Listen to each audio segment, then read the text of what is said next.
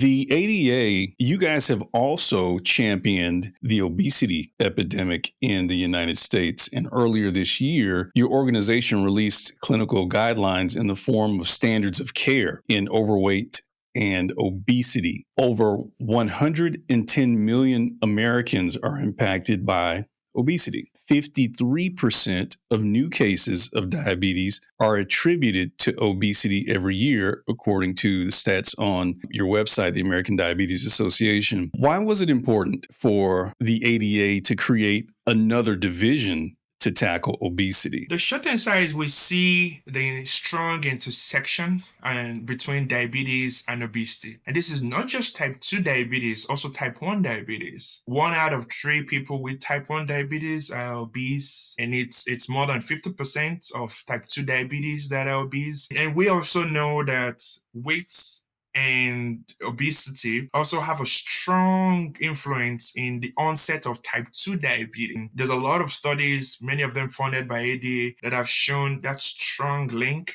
between weight and type 2 diabetes, both the start of type 2 diabetes, but also the outcomes from type 2 diabetes. At ADA, I think one of the things we do is try to really understand those relationships, because the more we understand that and the more we can articulate that and the more we can find studies and look at research that explores those two worlds, that helps us in thinking about initiatives and programs that can make a difference in the lives of people living with diabetes. So efforts to improve lives of people with diabetes was what led us down this road of we can't ignore the impact of obesity.